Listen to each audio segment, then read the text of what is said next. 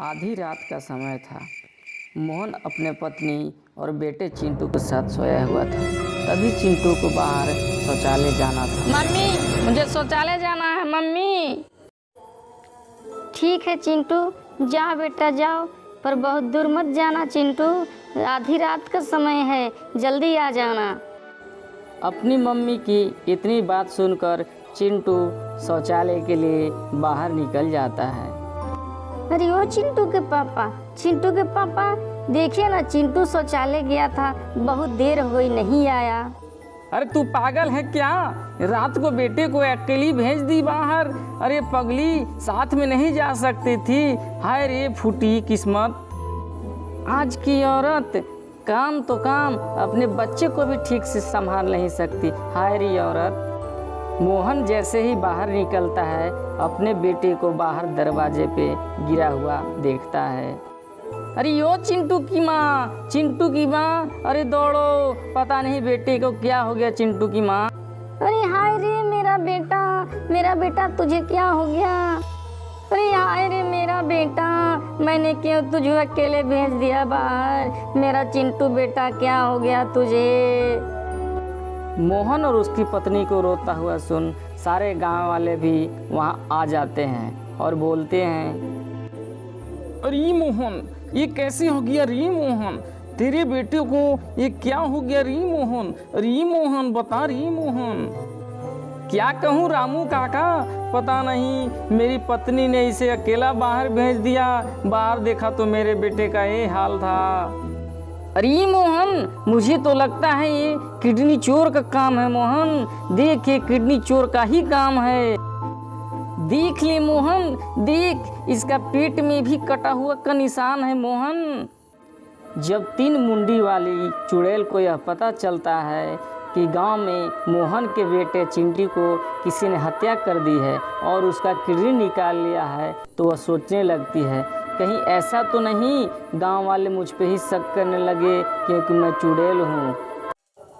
3 सिर वाली चुड़ैल अब खूबसूरत लड़की बनकर घूमने लगी ताकि गांव में कोई उस पर शक न करे।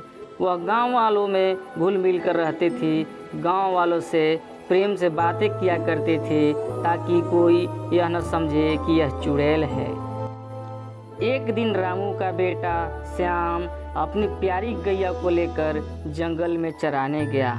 जंगल में चरकर प्यारी गैया शाम को अपने घर वापस आ गई। गैया तो घर आ गई, पर श्याम वह नहीं आया। पता नहीं श्याम कहाँ रह गया था। गांव में चर्चा होने लगी कि रामू का बेटा श्याम गाय चराकर घर वापस नहीं आया है। अब सारे लोग श्याम को ढूंढने जंगल में चल दिए। सारे गांव वाले उसे ढूंढते हुए जा रहे थे। तभी अचानक रामू की नज़र श्याम पर पड़ी। उसने कहा, अरे गांव वालों, देखो देखो, मेरा बेटा यहाँ पड़ा हुआ है। अरे गांव वालों, देखो मेरे बेटे को क्या हो गया। अरे मेरा बेटा श्याम। सारे गांव वाले सदमे में थे क्योंकि पहले चिंटू और अब श्याम दोनों को किडनी चोर ने मार दिया था। अरे यो ललिता बहन, तू अपने घर में आराम से चाय पी रही है, गांव में किडनी चोर आ गया है, उसने श्याम को और चिंटू को मार दिया, तू सावधान रहना।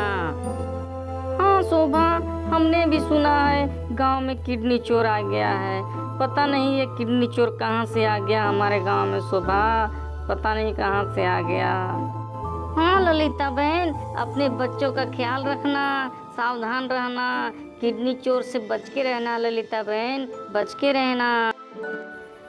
एक दिन रामू अपने खेत में खेत की रखवाली कर रहा था, खेत की सिंचाई कर रहा था। तभी उसने देखा एक अजीब सा इंसान जिसके 2 सींग थे, वह उसके खेत से गुजर रहा था। वह अजीब दिख रहा था, उसके हाथ में चाकू भी था, वह बहुत ही डरावना था। रामू ने सोचा, कहीं ऐसा तो नहीं कि यही किडनी चोर है। अरे बाबा, यही किडनी चोर है क्या? रामू गांव में गया और सारे गांव वालों को बताया कि गांव में मैंने एक अजीब इंसान देखा है। अरे गांव वालों, मैंने गांव में एक अजीब प्राणी देखा है। उसके पास चाकू था, उसका दो दो सींग थे। लगता है वही किडनी चोर था। सब सावधान रहना। यदि ऐसा है तो हम सबको मिलकर किडनी चोर को पकड़ना होगा, नहीं तो सारे गांव के बच्चों को मार देगा। जैसे ही चुड़ैल को यह बात पता चली कि गांव में कोई बहुरूपिया जैसा इंसान आया है, उसने सोचा, चलो अब तो मैं बची। अब गांव वाले मुझ पे शक नहीं करेंगे, वरना मुझ पे ही सब शक करते। वह बहुरूपिया जैसा इंसान अब उसी गांव में रहने लगा, वहीं घूमने लगा और मांग कर खाने लगा। एक दिन शाम को एक मैदान में दो बच्चे बैडमिंटन खेल रहे थे। वह खेल रहे थे, तभी बहुरूपिया वहां आया और मैदान के अंदर घुस गया। वह बहुरूपिया चुपचाप मैदान के बाहर बैठकर बच्चों का खेल देखने लगा। बच्चों को खेलता देख वह बहुरूपिया एक बच्चे को अपने पास बुलाया। अरे ओ छोटू, छोटू, छोटू बेटा आओ, मेरे पास आओ। छोटू आओ, मेरे पास आओ। बहुरूपिये के बात को सुनकर छोटा बच्चा बहुरूपिये के पास चला गया और बोला, क्या हुआ अंकल, आपने मुझे क्यों बुलाया? मैं तो खेल रहा था, क्यों बुलाया आपने? तुम बहुत अच्छा खेलते हो बेटा, तुम बड़ा होकर बड़ा खिलाड़ी बनना। ये लो चॉकलेट, यह चॉकलेट तुम खा लेना। बहुरूपिये को छोटे बच्चे से बात करते हुए देखकर बुधन ने गांव वालों को आवाज लगाई, अरे दौड़ो दौड़ो दौड़ो दौड़ो गांव वाले दौड़ो। देखो यह बहुरूपिया, यह किडनी चोर बच्चे को फुसला कर ले जा रहा है। बुधन की बातों को सुनकर गांव वाले आते हैं और उस बहुरूपिये को दे दनादन पीटने लगते हैं। अरे गांव वालों, बात सुनो, मेरी बात सुनो। अरे गांव वालों, मैं कोई किडनी चोर नहीं हूँ, मैं तो एक बहुरूपिया हूँ। मैं किस्म किस्म का रूप बदल कर गाँव में घूमता हूँ और भिक्षा मांग कर अपना जीवन यापन कर रहा हूँ। ठीक है, यदि तू बहुरूपिया है तो चली जा हमारे गांव से। दोबारा हमारे गांव में दिखना नहीं, वरना बहुत मारेंगी। गांव वालों से किसी प्रकार अपना जीवन बचाकर वह बहुरूपिया हमेशा के लिए उस गांव को छोड़कर दूर चला जाता है। पर बहुरूपिया के जाने के बाद भी गांव में बच्चों का मरना और किडनी का चोरी होना वह बंद नहीं होता है।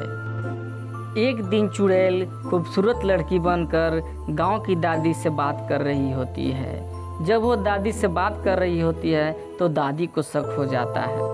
अरे बेटी, तुम कहाँ रहती हो? वह खूबसूरत लड़की दादी के सवालों का सही सही जवाब नहीं दे पाती है। वह बिना जवाब दिए ही वहाँ से चल देती है। आगे आगे खूबसूरत लड़की जाती है और उसके पीछे वह दादी भी उसके पीछे चली जाती है। जैसे ही वह खूबसूरत लड़की अपनी गुफा में पहुँचती है, उसके पीछे दादी भी पहुँचती है। दादी वहाँ पहुँचते ही देखती है कि वह खूबसूरत लड़की एक बहुत ही खूंखार और 3 सिर वाली चुड़ैल बन गई है।